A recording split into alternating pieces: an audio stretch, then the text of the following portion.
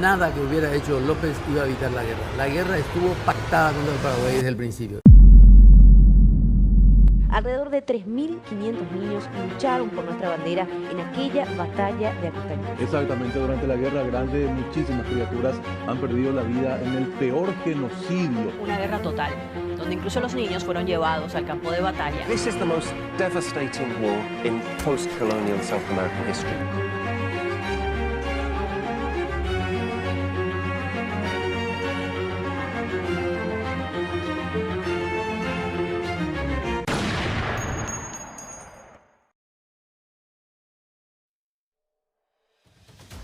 Okay, so picture this. It's the middle of 1869.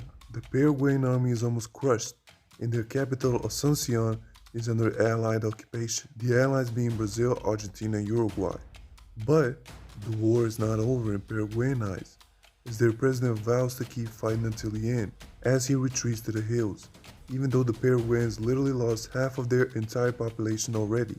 What could have possibly happened to cause this mayhem in South America and turn the two strongest countries on the continent against the small Paraguayans? To understand this, we have to go back a little bit. There were territorial disputes in these lands between Portugal and Spain ever since the end of the 15th century. But after they gave independence to Brazil and Argentina at the start of the 19th century, these newly formed countries were battling to get as much land as they can possibly get. And there was a lot of no man's land. You see, before all this, Paraguay, Brazil, and Argentina used to be the part of the same country, Viceroyalty of Rio de la Plata. But after this state collapsed, and after the Portuguese and Spanish colonizers gave independence to these newly formed countries, they started battling against each other for all the disputed lands. Because when did you ever see a country split into 3 or more separate countries and there be perfectly drawn borders between them, and that they are perfectly okay with? So there were tensions like you can never imagine. The Uruguayan war started first, and the Paraguayan president, yes, the same one that ran to the hills, took advantage of the situation in Uruguay and gained control of the Platen Basin. As you can imagine, this didn't really sit well with Brazil or Argentina. Brazil was the first one to bite, indulging in a war against Paraguayans in 1864. At first, the Paraguayans were pretty successful. They were actually the ones who invaded first, taking control over most of the Brazilian province of Mato Grosso. At first, the Argentinians played neutral, until they rejected to let a Paraguayan army of 20,000 cross over their territory, which forced Paraguay to declare war on them. They continued to take land, taking the city of Corrientes from Argentina, as well as Uruguayana from Brazil.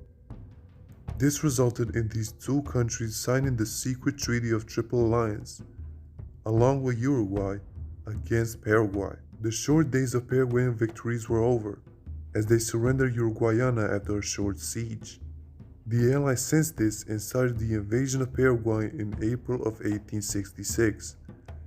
As you can imagine, the Allies won the next 3 battles that were fought, while also continuing to advance in Paraguayan territory. What ensued after this was one of the bloodiest battles in Latin American history, the Battle of Tuyuti. Despite being very close to victory, President Lopez lost to the Allies, losing more than 12,000 men. In September, the leaders of these countries had a meeting to try and negotiate the end of the war, which resulted in a heated argument, with no resolution being created. The sides continued their battles, with a surprising twist of fate happening at the Battle of Curupaytu. It was a catastrophic defeat for the Allies, with their casualty being 32 times greater than that of the Paraguayans. This battle single-handedly ended their offensive for the next 10 months.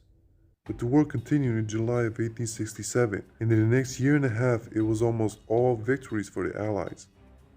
In January 1869, they took the Paraguayan capital, and 7 months later installed a new government, even though Lopez, the legitimate president of Paraguay, was still on the run. The Allies could have easily ended the war then and there, but Brazilian Emperor Pedro II did not want to do so until they captured Lopez. The Allied troops started chasing him, while Lopez moved to Caraguatay. Allies then split into 2 corps, and one of them was issued with pursuing Lopez. Since the Allied troops ruthlessly decimated the civilian population wherever it passed, the Paraguayan army forces were now mostly consisted of civilians fleeing the wrath of the Allies. Most of them were children from 9 to 15 years old. The Allies finally met the Paraguayans on August 16, 1869, leaving them no means to retreat, resulting in the Battle of Acosta Nul, an infamous battle in all of human history. 3,500 poorly armed Paraguayan boys, elderly and wounded, clashed with 20,000 professional Allied soldiers. Only 4% of Paraguayans managed to survive the battle. The children were said to cling to the legs of Brazilian soldiers amidst the raging battle, pleading for mercy, only to be decapitated without hesitation. Once all flanks collapsed, the wounded children tried to flee the battlefield alongside their relatives, yet the Brazilian commander ordered his cavalry to cut the retreat and set the battlefield ablaze, including the field hospital. Large numbers of children died because of these actions, and that is how the bloodiest children battle in history ensued.